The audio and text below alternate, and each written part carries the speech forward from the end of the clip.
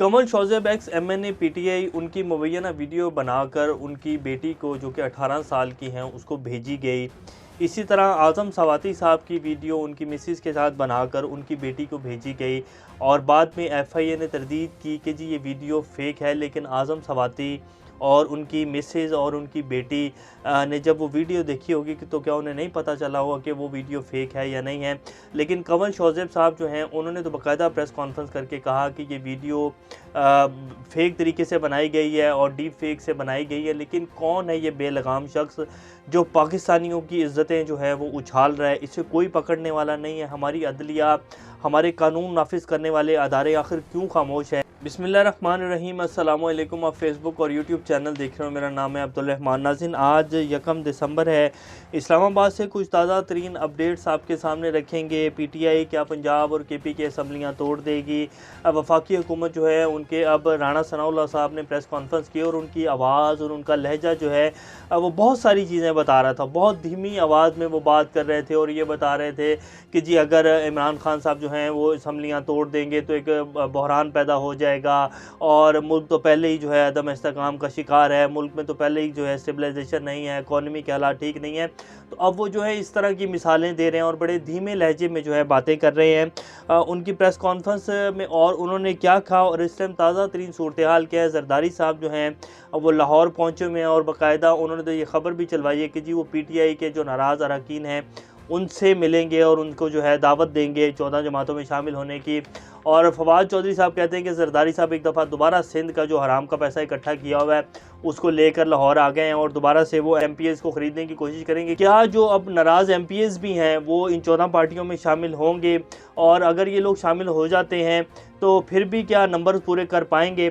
तो इसके बारे में आपके सामने बात करेंगे। और इमरान खान साहब क्या असम्बलियाँ तोड़ेंगे और परवेज़ इलाही साहब क्या असम्बलियाँ तोड़ने की हमायत करेंगे?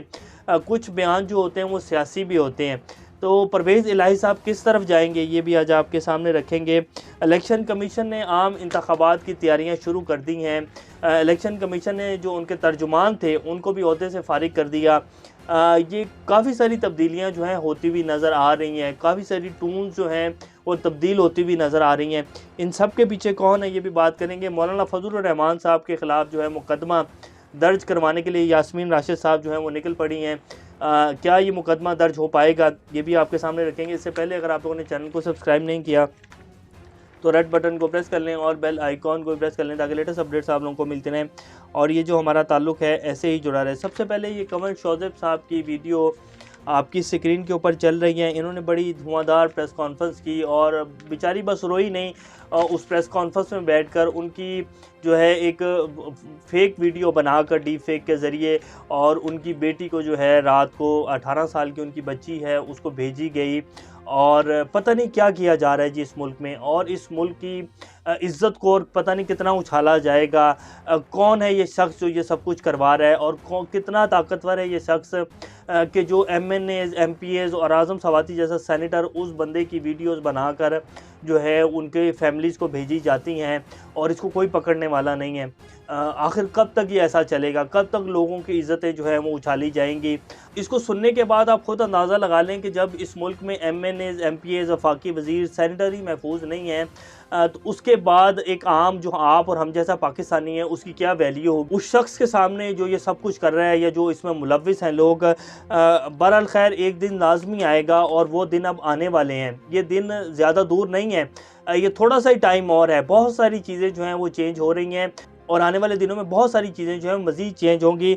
और ये जो एक घनौना खेल शुरू हुआ था पिछले 7-8 माह में पाकिस्तान में, जिसमें ये इम्पोर्टेड हुक्मरान जो है शामिल हैं और इन 14 पार्टियों ने और पूरे इस मुल्क के माफिया ने अपना पूरा जोर लगाया हुआ है कि हम जो है इस निज़ाम को नहीं छोड़ेंगे और इसी निज़ाम से हमारी बका है। तो वो लोग अब अपनी आखिरी लड़ाई जो है वो लड़ रहे हैं, लेकिन इनका वक्त ख़त्म हो चुका है। ये निज़ाम अपनी मौत आप मर चुका है। इसको जितना मर्जी घसीटने की कोशिश करेंगे इससे मुल्क की तबाही होगी और हमारे जो रियासती अदारे हैं वो अब इस चीज़ को रोकेंगे नहीं तो इससे मुल्क में सिर्फ तबाही आएगी और इससे कोई फ़ायदा नहीं होगा। और आप देखेंगे कि आने वाले जो दिन हैं इनमें बहुत सारी चीज़ें जो हैं और बहुत सारे ऐसे लोग जो हैं वो अपनी मौत आप मर जाएंगे। ये अब ज़्यादा देर नहीं चलेगा क्योंकि बहुत सारी वाइब्स आ रही हैं और ऐसा ऐसा ये चीज़ें जो हैं वो सामने आती जाएंगी। फवाद चौधरी साहब ने ट्वीट भी किया और उन्होंने इलेक्शन के हवाले से और असम्बलियाँ तोड़ने के हवाले से क्या कहा वो आपके सामने रखते हैं। उन्होंने कहा कि 20 दिसंबर से पहले असम्बलियाँ तहलील हो जाएंगी और मार्च में इलेक्शन होंगे। अगर उन्होंने वफाकी असम्बलियाँ तहलील ना भी की तो पंजाब और KPK में हम इलेक्शन करवा देंगे। ये बड़ी इंपॉर्टेंट खबर है, ये आपके सामने रखेंगे। नून लीग के 18 मेंबर ऐसे हैं जो अगला इलेक्शन PTI के टिकट पर लड़ना चाहते हैं। हुकूमत समझती है कि जब तक जीत नहीं सकते इलेक्शन नहीं करवाएंगे। जरदारी साहब सिंध का लूटा हुआ पैसा लेकर दोबारा से जो है वो पंजाब आ चुके हैं। फवाद चौधरी ने मजीद बताया कि अमेरिकी सफीर से 2 मुलाकातें हुई। इमरान खान पाकिस्तान के मकबूल तरीन लीडर हैं। अमेरिका भी ऐसे मकबूल लीडर और पार्टी से ताल्लुकात चाहता है। अब जो पंजाब और KPK के पहले इन्होंने ये खबरें चलाई और जिसके ऊपर इलेक्शन कमीशन के तर्जुमान को फारिग कर दिया गया। ये तर्जुमान साहब ने कहा था और इलेक्शन कमीशन कहाँ से डिक्टेशन लेते हैं और उसके तर्जुमान कहाँ से डिक्टेशन लेगा। तर्जुमान कैसे कह सकता है जब तक इलेक्शन कमिश्नर साहब जो हैं, क्योंकि चेयरमैन इलेक्शन कमिश्नर हैं, वो कैसे उनके बगैर जो है तर्जुमान खबर दे सकता है और मीडिया को कह सकता है कि जी अगर पंजाब और KPK की असम्बलियाँ तोड़ेंगे तो हम इन्हीं दोनों असम्बलियों में इलेक्शन करवा देंगे। वो तो बेचारे के ऊपर गुस्सा जो है, नज़ला जो है उस बेचारे के ऊपर गिरवा दिया गया है और उसको जो है जॉब से फारिग कर दिया। लेकिन ये खबरें चलवाई थी इन लोगों ने और ये इनका यही प्लान था कि अगर पंजाब और KPK की असम्बलियाँ तोड़ेंगे तो हम जो है इन्हीं 2 असम्बलियों में इलेक्शन करवा देंगे। लेकिन जब फिर कानूनी टीम से मशावरत ली और जब खुले दिमाग से बिल्कुल फ्रेश होकर सोचा कि अगर हम पंजाब और KPK में इलेक्शन करवा देते हैं तो खान साहब तो 2/3 से दोबारा पंजाब और KPK में 5 साल के लिए बैठ जाएंगे और खान जब दोबारा से 2/3 में आएगा पंजाब और KPK में तो हमारी हुकूमत को तो खान साहब जो है अपनी जूते की नोक पर रखेंगे और हम तो बिल्कुल ही फारिग हो जाएंगे, हमें तो कुछ मिलेगा ही नहीं।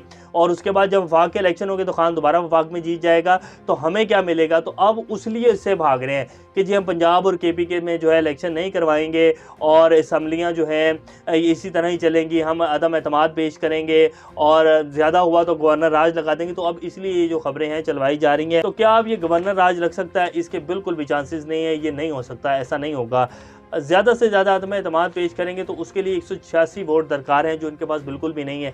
इनके 15 से 18 MPs को चौधरी परवेज़ इलाही साहब ने 60 अजलासों के लिए जो है वो सस्पेंड किया हुआ है, वो तो वोट भी नहीं डाल सकेंगे। तो कैसे ये 186 वोट पूरे करेंगे। और रह गई बात कि जरदारी साहब PTI के कुछ अरकान को ख़रीद लेंगे तो इतने अहमक अब PTI के अरकान नहीं होंगे, क्योंकि उन्होंने 29 लोटों का हाल देख लिया है जिन्होंने पहले अपने ज़मीर बेचे और इमरान खान को छोड़ा। और जिस तरह अब इन 14 पार्टियों का हाल हुआ है, 29 लोटों को भी अगर आप साइड पे कर दें तो जिस तरह 14 पार्टियों की सियासत दफन हुई है, तो कोई भी अक्लमंद शख्स जिसमें अकल की मिकदार जो है बिल्कुल थोड़ी सी है, वो भी इस तरह का फैसला नहीं करेगा कि 5, 6 माह 7 माह रह गए हैं जनरल इलेक्शन में, अब वो जो है पैसे की खातिर अपनी सियासत तबाह कर लेगा। तो अब इनके पास कोई चांस नहीं है। इनके बड़े भी जो है इमरान खान को इलेक्शन देंगे। सिर्फ इमरान खान जो है वो कुछ चीज़ें देख रहे हैं और उनकी जो है कुछ बातचीत चल रही है, उस चीज़ को देखा जा रहा है, पाकिस्तान की इकॉनमी की सूरत हाल को देखा जा रहा है। सिर्फ इसलिए इमरान खान साहब होल्ड कर रहे हैं। इमरान खान के हाथ में है जनरल इलेक्शन का टाइम लेना और इनकी कोई मिजाल नहीं है कि ये इधर से उधर हो जाएं। इसीलिए ये जो है मिन्नत तरले प्रोग्राम भी शुरू हो चुका है। राणा सनाउल्लाह साहब ने जो आज प्रेस कॉन्फ्रेंस की उसमें भरपूर उन्होंने जो है मिन्नत तरले प्रोग्राम था उनका कि जी मुल्क जो है बहरान की तरफ जाएगा, ऐसा नहीं होना चाहिए, इससे मुल्क में मैशियत तो पहले तबाह हो चुकी है। तो अब इसलिए जो है इस तरह के बयान दिए जा रहे हैं। फवाद चौधरी साहब की डोनाल्ड ब्लूम से जो मुलाकातें हुई हैं अमेरिकी सफ़ीर जो कि पाकिस्तान में है, उसको लेकर जो है बहुत ज़्यादा तनकीद की जा रही थी कि ये वही डोनाल्ड ब्लूम। फिर फैसल वावडा साहब ने तो ये ट्वीट भी किया कि ये वही डोनाल्ड लू है जिसने साइफ़र भेजा था और जिसकी सारी के ऊपर जो है बयानिया बनाया गया। फिर उसको करेक्ट किया गया। उनको पता नहीं था कि डोनाल्ड लू कौन है और डोनाल्ड ब्लूम कौन है। वो डोनाल्ड लू को डोनाल्ड ब्लूम समझ रहे थे। बहरहाल फवाद चौधरी साहब ने कहा कि जी मेरी 2 मुलाकातें हुई हैं अमेरिकी सफ़ीर से। इमरान खान पाकिस्तान के मकबूल तरीन लीडर हैं। अमेरिका भी ऐसे मकबूल लीडर और पार्टी से ताल्लुकात चाहता है और ये इसमें कोई शक नहीं है जी।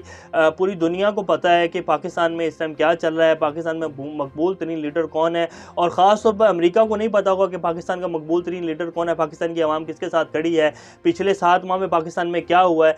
तो अमेरिका को पता है कि इमरान खान आ रहा है, इसीलिए वो अब अपने ताल्लुकात जो है वो इस्तवार कर रहे हैं। और इमरान खान ने ये तो कहा ही नहीं कि जी हमारी अमेरिका के साथ जंग है और हम अमेरिका के साथ जंग लड़ेंगे, हमारा कोई ताल्लुक नहीं है अमेरिका के साथ। इमरान खान ने कहा कि हम डिक्टेशन नहीं लेंगे, हम अपने मुल्क के इंटरेस्ट को सामने रखेंगे, हम अमेरिका के इंटरेस्ट को जो है अब सेफ नहीं करेंगे, हम अपने पाकिस्तानियों के इंटरेस्ट को, अपने पाकिस्तान के मुफाद में जो फैसले होंगे वो लेंगे। अब हम अमेरिका के किराए के कातिल नहीं बनेंगे और ना ही अमेरिका को अड्डे देंगे। तो इसमें कौन सी गलत बात है? इंडिया के साथ जिस तरह के अमेरिका के ताल्लुकात हैं वैसे ही पाकिस्तान के साथ होने चाहिए। जिस तरह इंडिया का वजीर खारजा अमरीकी वजीर खारजा की जो है सरेआम बेइज्जती करता है पूरी दुनिया के सामने, जब उन्होंने पेट्रोल के ऊपर बात हुई और तो वजीर खारजा जो है इंडिया के जयशंकर, उन्होंने उन्हें कहा कि ये हमारा अपना फैसला है, ज़ाती फैसला, आप इसमें ज़रा सी भी टांग नहीं अड़ा सकते हैं, आप अपने काम से काम रखें। तो इसी तरह पाकिस्तान के वजीर खारजा को भी चाहिए और इसी तरह चाहते हैं इमरान खान के पाकिस्तान के भी वजीर खारजा जो है वो अमेरिका से इस तरह बात करे। अब आपको दूसरी खबर देते हैं कि बिलावल भुट्टो साहब जो है वो कल अपना 55वां यौम तासीस मना रहे थे सिंध में, और वहाँ जितना जम्मे गफीर था लोगों का, ये वीडियो आपकी स्क्रीन के ऊपर चल रही है, कहीं टावा टावा जो है वो लोग बैठे हुए थे, कोई 500, 1000 या 2000 के करीब बंदे थे और 55वां यौम तासीस जो है वो बिलावल भुट्टो साहब मना रहे थे। और कल उन्होंने भी वहाँ खैर एक सियासी बयान दिया कि जी कभी भी इमरान खान जो है वो पंजाब और KPK की असम्बलियाँ नहीं तोड़ेंगे। और इमरान खान जब सरप्राइज़ देते हैं तो वो अपने जो उनके पार्टी के अरकान हैं उनको भी परेशान कर देते हैं। तो ये अगले 5-10 जो दिन हैं बहुत इंपॉर्टेंट हैं और इसमें बहुत सारे अहम फैसले हो जाएंगे। मुल्क जो है वो इलेक्शन में की तरफ जा रहा है, मार्च में इलेक्शंस होंगे, इनके बस में नहीं है पाकिस्तान को इस गर्दाब से निकालना। इसके लिए एक बड़ा मजबूत करैक्टर की ज़रूरत है, एक ऐसे बंदे की ज़रूरत है जो कि नेक नियति से काम करे, ना कि NRO ले, ना कि अपनी सियासत बचाए, ना कि अपने बच्चों को जो है अरबों रुपए जो है मनी लॉन्ड्रिंग करके बाहर भेजे। तो ऐसे बंदे का काम नहीं है पाकिस्तान को इस टाइम इस गर्दाब से निकालना। इसके लिए एक मजबूत लीडर चाहिए जिसके ऊपर पाकिस्तानी अवाम का एतमाद हो, जिसके ऊपर ओवरसीज पाकिस्तानियों का एतमाद हो, जिसके ऊपर आपके दोस्त ममालिक उन सब का एतमाद हो, फिर पाकिस्तान जो है इस गर्दाब से निकलेगा। तो ये फैसले भी हो चुके हैं और ये हमारे जो रियासती अदारे हैं उन सबको बात पता है। ये अब अलग बात है कि अगर इसी सेटअप को इसी तरह चलाया जाएगा तो फिर तबाही से जो है मुल्क को बचाना बहुत मुश्किल हो जाएगा। और पाकिस्तान इस टाइम डिफ़ॉल्ट हो चुका है, सिर्फ ऐलान करना बाकी है और इससे ज़्यादा अब आपके सामने हम क्या तफसीलात रखेंगे। अब हम बात कर लेते हैं कि जी इलेक्शन कमीशन ने आम इंतखाबात की तैयारियां जो है वो शुरू कर दी हैं। और इलेक्शन कमीशन आम इंतखाबात की तैयारियां तो करेगा ही, क्योंकि उसको पता है कि अब इलेक्शन हो रहे हैं। ये अब जो मीडिया के ऊपर कुछ खबरें चलाई जा रही हैं और अपनी बका के लिए कुछ जंग लड़ी जा रही है, ये ज़्यादा देर नहीं लड़ी जाएगी, क्योंकि मुल्क की जो इकॉनमी है वो ज़्यादा देर इस तरह की डिस्टेबलाइजेशन के मुतहम्मिल नहीं हो सकती। अब मुल्क में इलेक्शन होंगे तो मुल्क में स्टेबलाइजेशन आएगी, इसके अलावा जितना भी घसीटा जाएगा इससे सिर्फ तबाही होगी और इससे ज़्यादा कुछ नहीं होगा। अभी तक के लिए इतना ही। अपना का ख्याल रखिएगा। अल्लाह हाफिज़।